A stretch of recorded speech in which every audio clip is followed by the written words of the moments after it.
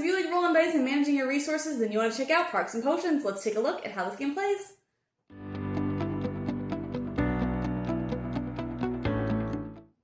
In this game, players are trying to score the most points by using the power of their botanical alchemy to heal different wildlife. When a player is the first player, they are going to be responsible for that round's rolls, so they will roll the dice, and then all players will look at those and decide what 2 potions that they want to take. All players will start with 3 cards in front of them and will have storage for up to 6 potions. And so they'll just be trying to collect things that they know will be useful for them to eventually heal some wildlife. So with this roll, based on what cards I have, I think I'll definitely take a green because I do need a green for that card there. But then I don't specifically need a lot of these other things. I do have a blue and a yellow over here, so maybe I'll just take a blue. Once everybody has selected, then we will do the second and third rolls. And again, just continue to collect different things as appropriate. So maybe I'll take this, and then the third roll here, I'll go ahead and take a yellow and a purple.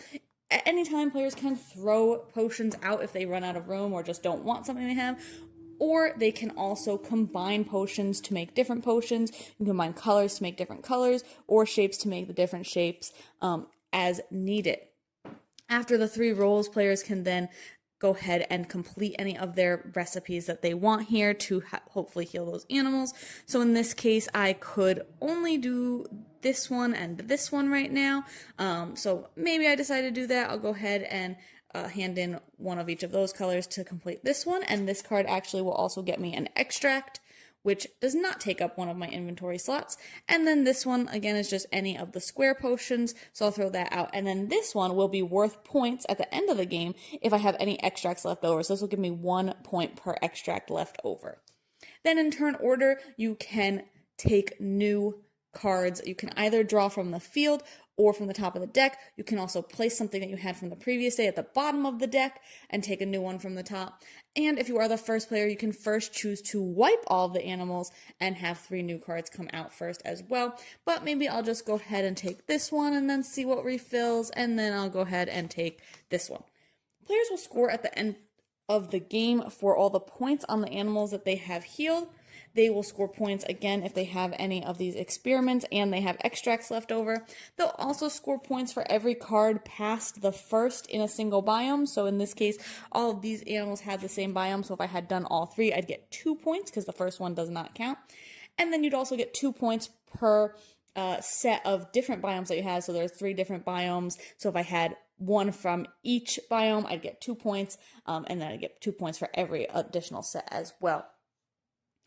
At the end of the game, after you've tallied up all of those scores, the player with the most points will win. Overall, I thought that the flow of this game was really good. It was definitely not exactly what I thought it would be. I thought it would be more of that set collection of just get potions, turn them in, get potions, turn them in. But I think I really liked how the game worked ultimately, because you have to do all 3 of your rolls first, collect potions, and hope and potentially make room for other potions by discarding things or combining things, and so you are really limited with those 6 spaces that you start with. There is one player ability that gives you 2 extra spaces, but that's one time used for 1 round, so that one definitely can come in handy, but it's not super overpowered since it is only 1 round. But I thought that it was really restrictive, but I think that kind of works with making it a game that you're really trying to manage those resources. A lot of the cards have a lot of requirements. So you're kind of choosing between, do I go for a lot of really small cards that only have a couple of things that they need, or do I go for 1 or 2 bigger cards, because it's 5 to 6 rounds depending on player count, but it can definitely go really, really quickly. Like I said, you are really restricted with how many potions you can hold, but I think that that really does work for the strategy of it. I also liked that there was a couple of different ways to play. You can play the normal way that I showed with the dice. You can also put all the potions in a bag and pull out a certain number depending on player count and snake draft them, which is also interesting. And I think that that is even more difficult and has you making a lot more decisions of, oh, what potion should I take, because I'm not going to get to pick again for a while, or like I only have limited space. And if I don't pick something because I'm out of space, I give other players more options, and I don't really want to do that either.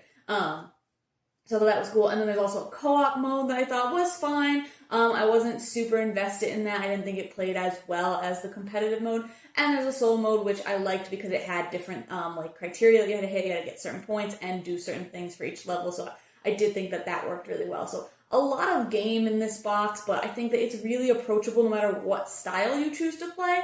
And overall, I think that it's smooth, it works well, and it looks pretty great on the table. I love the little potions. But you're going to take my full thoughts on the box today to decide if this one's for you.